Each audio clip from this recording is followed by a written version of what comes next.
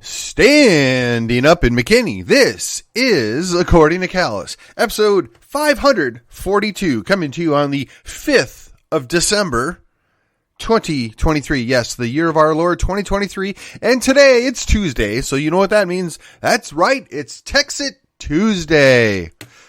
Oh, before we get into the meat of the subject, let me remind you the best way you can help me, the best way we can make a difference, the best way we can grow this program is if you will like, share, and subscribe to this program. Follow me on the social media. Follow me on your podcatcher of choice. Every little bit helps. I know I'm exhausting my 4 listeners out there, but the goal is by the end of the year to have 250,000 downloads. We're within striking distance. If the thing stays on pace, we should get very, very close. I'm confident we can do this. And really the thing that makes the biggest difference is rate and review wherever you see fit. And as one final reminder, I do have both a page and a group on Facebook, and if you do me a salad and go join those, like them, follow, whatever your preference is, I would appreciate it because the algorithm is not our friend. With that, let's get to it. All right, I apologize. One last thing. One last thing. If you do me a salad here, episode 535, I won't say the title because apparently that's what messed up the algorithm and upset the the gods of the internet. Episode 535. Do me a solid. When you're downloading today's program, pause, go back, and download 535. It was from November the 22nd. Do me a solid. Let's see if we can get that thing out of the cellar. With that, here we go. On with the show. All right, so as you may know, this last weekend, the State Republican Executive Committee met in Austin to discuss a number of issues. The majority of the weekend-long meeting seemed to go back and forth with one of 2 items. One was making sure we could properly virtue signal that we don't hate Jews. And 2, addressing the fact that the Texas nationalist movement had exceeded the requirement for signatures to get placed on the ballot. Now, why does that matter? Well, we were trying, and when I say we, I am a member of the Texas nationalist movement. I've never hid that. I advocate for them on my own. They probably don't even need my help, but I'm happy to give it to them, whether they asked it for it or not. But I got to tell you, we had a couple flubs while we were down there. When I say we, I mean the Texas nationalist movement. And I don't know if it's on them or if it's on the individual SREC members. I'm not trying to point fingers, but when you don't show up to your own meetings, you can't get what you want. That being said, I think that the folks over at T&M, they adapted and moved on and did the best they could with the circumstances they were presented. But that being said, the true irony to me is, rather than just saying, and I don't know, being upfront about it, the Republican Party neither endorses nor approves of this, we're going to put it through, which is maybe not accurate since we have 2 planks, not 1, but 2 planks in the platform that indicate that the Republican Party of Texas, by the delegates, want for this question to be put on the ballot, and they believe it is a valid issue. Now, I know it makes people upset. I know that people are stuck in the 1860s when it comes to this issue. Or worse yet, they're stuck in the 1960s when it comes to these issues because they don't see any separation between the idea of state sovereignty, of state power, of the reserved rights under the 10th Amendment and to a secondary effect of the 9th Amendment. They just see, oh, you want slavery. I'm doing my best to ape my idol's Tom Woods there, but that being said, idol's maybe not the right word, but yeah, whatever. Somebody I look up to greatly online And someday, maybe in person, I'll get to meet him. But that being said, always going back to something that nobody in the modern world actually supports or advocates, unless, of course, well, we won't go there. But let's just say that issue still does exist with governmental permission on two continents. Neither one are North and South America. Unless, of course, you want to go down in the conspiracy rabbit hole of the human trafficking situation, which is essentially sex slavery, which is essentially, not going to go there. One, it's going to mess up the whole show. And two, it'll jack up the algorithms. That being said, nobody in their right mind supports that idea. Nobody's looking for a throwback to that. Nobody wants to go back to, let's call it, racially charged policies of the 1960s. Of course, now we have the reversed racism charged policies of the 2020s, or the reverse sexism as we can't define a sex in the 2020s. But be that as it may, nobody's looking to punish anybody. Most of us just want the right to be left alone. We want to be able to live our lives with some normalcy and, quite frankly, some liberty to be left alone. I know that's strange for people. I really do. And to be honest, I think a lot of Republicans struggle with that, and they can't always wrap their head around the idea that people just really don't need to be babysat. They don't want to be babysat. They don't appreciate Yankeedom. But be that as it may, even the Republican Party of Texas has their share of Yankees. And just in case you're not sure what I mean by Yankee, go check out the Brian McClanahan show, because he does a very good job of explaining what the modern Yankee is. All right. Hopefully now you've had a chance to go look that up. Then you will know that it is basically a modern day phrase to replace the term Karen, because clearly Karen's not fair to ladies named Karen. But Yankee has always been a pretty good pejorative, and as a Reformed Yankee, right? Anyone north of the Red River in Texas, I have on good authority is a Yankee, and worse yet, I'm one of those damn Yankees. That's where I came here and I won't go back. That's all well and good, but I left my Yankee stuff back home. I left all the policies and baggage from Yankeedom, i.e. Wisconsin, back in Wisconsin. The progressive policies, the taxation schemes, all that nonsense was left in Wisconsin where it belongs. Now, I love my birth state. There are a lot of good things there, but there's no future there. The future for me, for my family, is in Texas. The future in Texas is Texit. Now, whether it is a Texit by choice or a Texit by default, don't know, don't care. I can tell you with some level of certainty that what is will not always be, and I want to do everything I can to prepare Texas for independence. So what does that mean for you, for me? Well, that means in the Republican Party, we have got to get over the stuff that happened 60 years ago and the stuff that happened 160 years ago. First and foremost, nobody cares. Secondarily, they're always going to hate us. Democrats hate people that aren't Democrat, progressive, leftists, whatever. And they, quite frankly, don't want us around. There cannot be deals made with these folks. Now, that being said, there are Democrats. There are progressive Democrats. I believe in the state of Texas, there are still plenty of what I would call Democrats, with the little scare quotes up, that are your moderate, normal people. Unfortunately for us, most of them put R's after their name. Or maybe it's fortunate because Texas is in a good position. Now, maybe we're a little bit more moderate on some issues than we would prefer as good Republicans.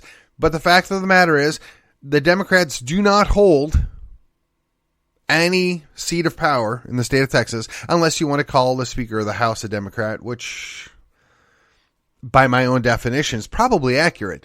But they pose as Republicans because they want to maintain power. They want to maintain their authority.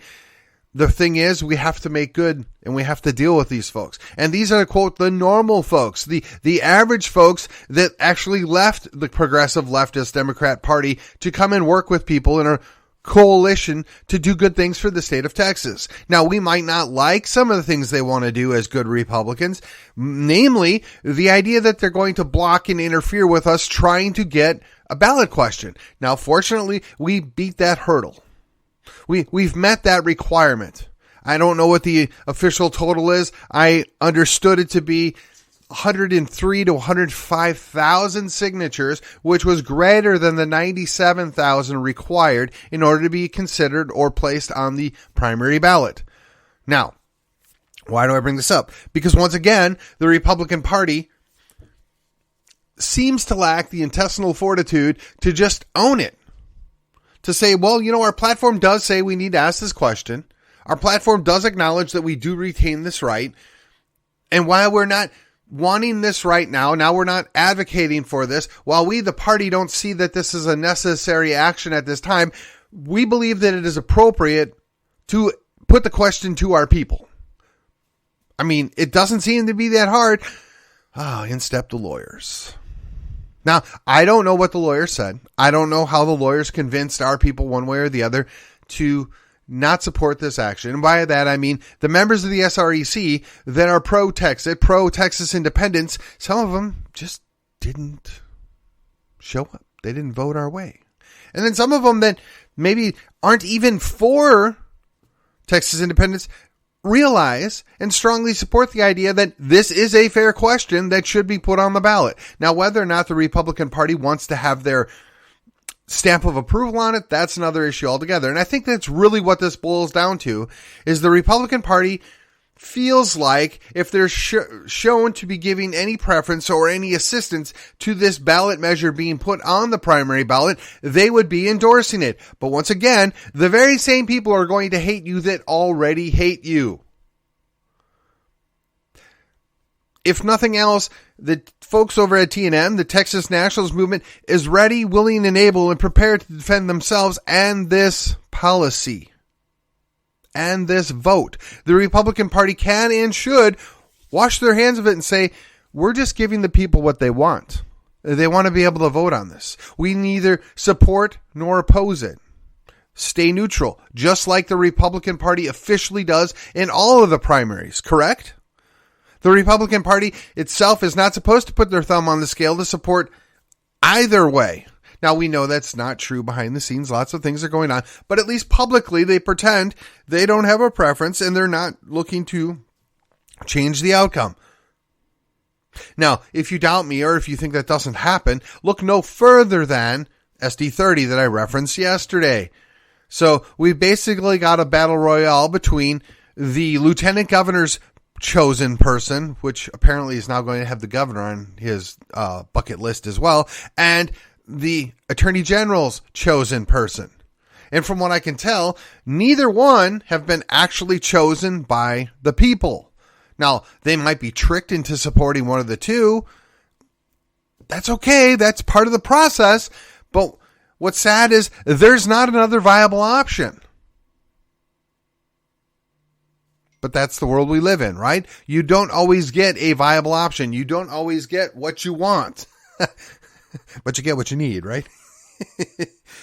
That being said, my understanding is the SREC did their best.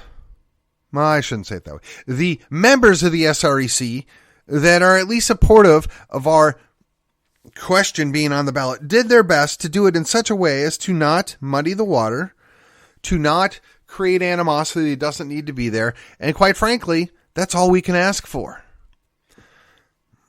Now, as a good Republican, I know full well that they are extremely good at letting their people down, the party and our elected officials. At the very least, this was not a outcome that I'd hoped for. This was not a preferred outcome. But as long as they acknowledge that the number of petition signatures was exceeded and they put the question on the ballot.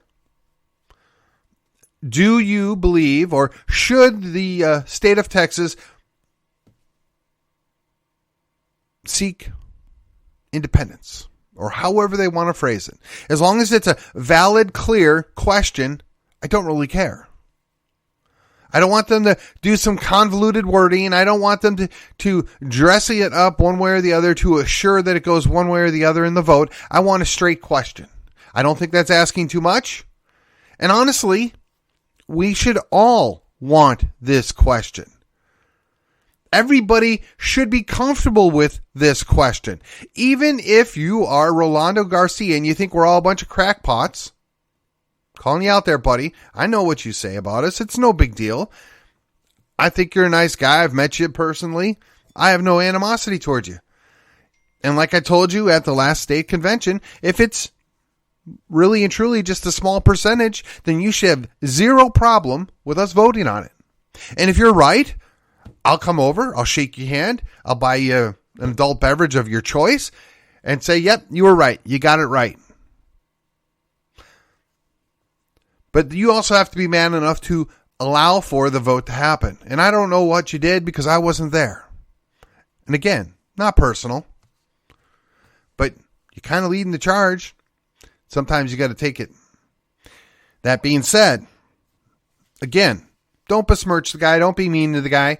If he's right, he's right. And I'll tell him to his face when I see him next time he was right. And I'll make good on that promise. That being said, I'm sure there's a number of other people that could have, should have done things differently or better.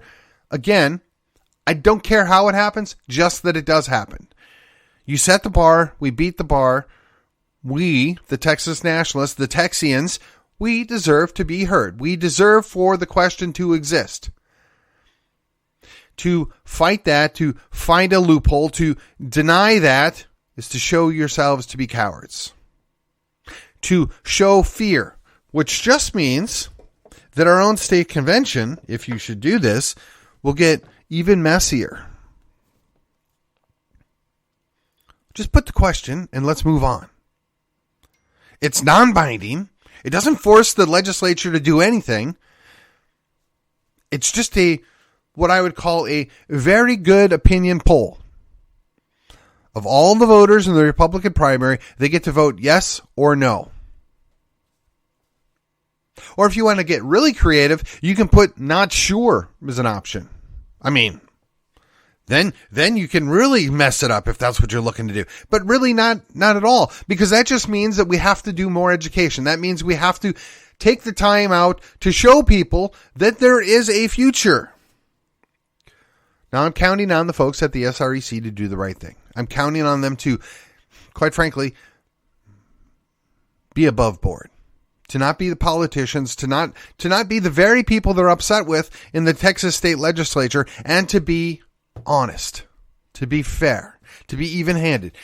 Now, I have met Matt Rinaldi. I think very highly of Matt Rinaldi. I know Matt Rinaldi is probably nervous about the situation, but I also know he's a fair guy and he's a very smart guy. I think he's going to do the right thing here. I'm confident he's going to do the right thing here. But he doesn't control everything that happens. He doesn't control the final outcome. So, again, you, the people out there, it is your job to reach out to your SREC members and tell them, hey, we want the vote. It doesn't matter whether you support it or oppose it, you want the vote. If you're against it, you want the vote so you can shout it down. You want the vote so you can kill it, right? If you're for it, you want the vote so that, yes, we can show the people. We can lead from the front. We can establish that Texas still has a very strong independent streak, that we know what we want, and that's to be broke free from the shackles from D.C. We have to be willing to put that to the vote. We have to be fair and honest about it. It's all doable. We just need to remind the SREC members that, quite frankly, we expect more of them than our elected officials. We expect more of them than our state senators and our state representatives, because we know they're not going to do it. But these guys can and should. And when I say guys, I mean ladies and gentlemen that serve on the state Republican Executive Committee. We're not asking too much. All right. Final item. It's the good news. It goes along with this 100%.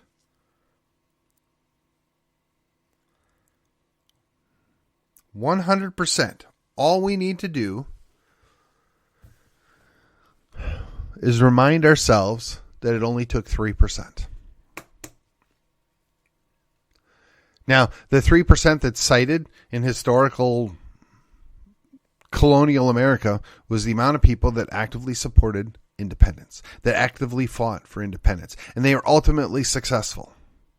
Well, things have changed, right? 3% may or may not get it done today, but 3% is all it took then. And I'm certain that those of you that are familiar with political theory, that have done any research on the issue, you know a small, committed minority can and will affect change. If you doubt me, just look at what was done by a few radicals. I mean, to be fair, in their day and their time, they were radicals. The atheist people have rewritten and gotten rewritten many, what we would call blue laws. The respecting of the cultural religion, if you will. That's entirely different at the state level than it is at the federal level. And when you use the federals to come in and pound down on the state, you're violating the Constitution. But of course, that wasn't seen that way. And of course, the former SCOTUS decision seemed to approve of that action and that behavior, but they're not supposed to be able to come in and tell states what to do. I mean, that was the purpose of the 9th and 10th Amendment. Again, 3%. We just need a committed, dedicated, strong group of fighters that consistently keep fighting, keep pushing, keep acting for the outcome that we want and need.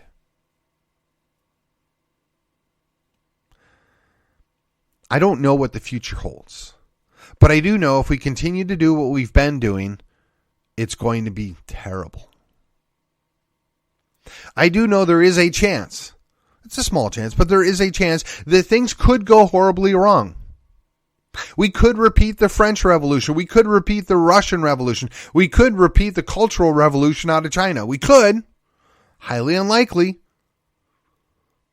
Nobody wants that. Certainly I would never advocate that, but those are possible outcomes when you have an independence movement. And the sad fact is, had the conservatives conserved anything, had the Christians, kept Christianity at the forefront instead of huddling in their churches, had those actual old school liberals, right, stood their ground, defended liberties, we wouldn't be here. Because they took away what was there and replaced it and inverted it, and we're stuck with the clown world we live in today. Now, whether or not you think Texit is the proper solution, okay, fine. I'm willing to have that debate with you.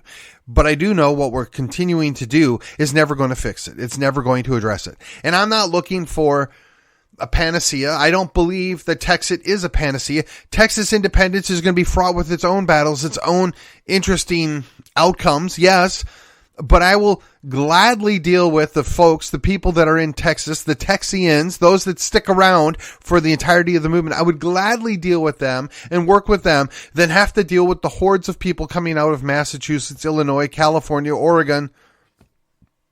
Take your choice.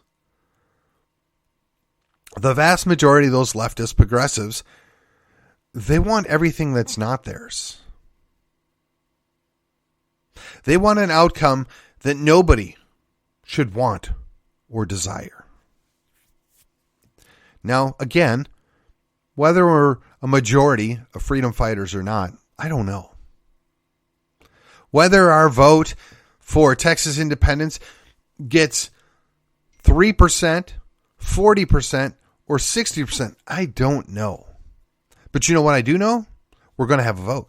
And we're going to get an opportunity to tell our story. We're going to get an opportunity to make our best arguments why we should look into this, why this is the right thing to do, why this is what's best for Texas, why this is the future.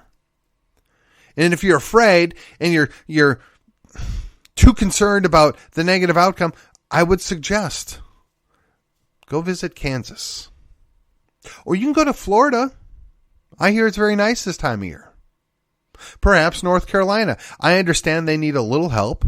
So some more moderately conservative people would help in North Carolina.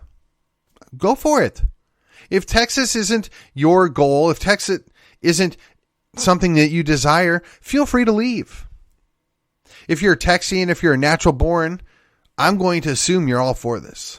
I know there's some that won't be. I mean, there are some leftist progressives, courtesy of the government school system, that are, quote, natural born Texans. I know they exist. But if you've relocated here, if you come here from another state or another country and you're not interested, again, my answer is there's the door. There's the border.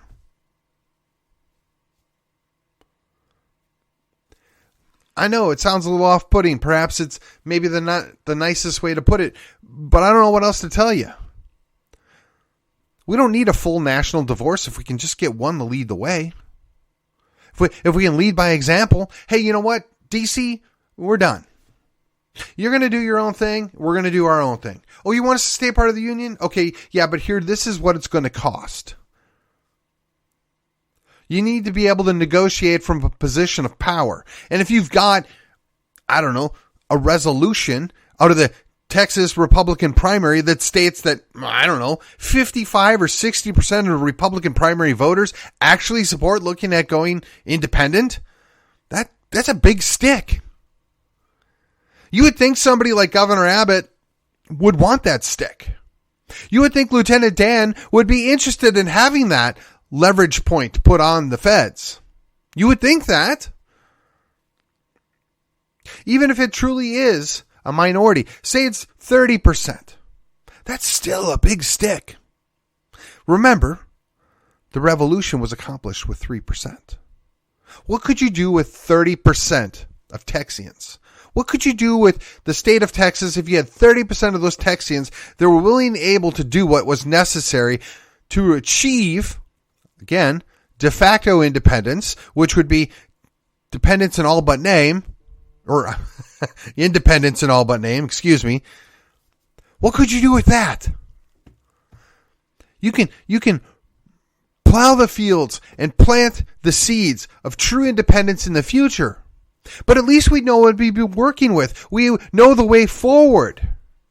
But the fear that grips those that are in power is something. So let me remind you, on this Texit Tuesday, in this episode of 542, the Republicans aren't going to do it on their own. We Texians, we need to lead them. We need to show them. We are good Republicans, most of us. I know there might be a few that are Democrats. I know there's a good bulk of us that are classified as independents, but we have to work with the party in power, which is the Republican Party. Now, some of you are going to have to hold your nose. I get it. Some of you are going to have to maybe change parties. Okay, I respect that. Some of us are already here and already fighting the good fight. We need the help. We need to know that we're going to be able to show our influence. As Texians, we want to work within the powers that exist. We want to be part of the team. That means we have to make peace with and work with those people that are on the state Republican Executive Committee. We don't want to attack them. We don't want to create enemies. We want to remember that we're all going to be on the same team going forward. We need them. So fight fair, fight friendly. Remember, we can be loyal opposition. Finally, one last reminder. It only took 3%.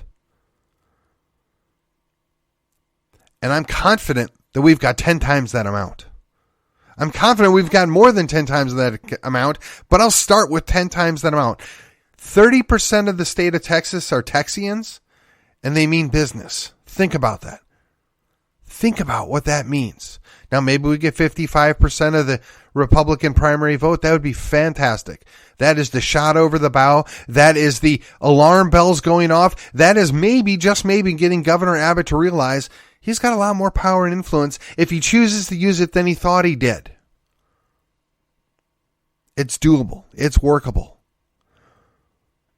We can do this. We can make a difference. The future is ours as Texians. And with that, this has been According to Callus, and I will see you on the other side.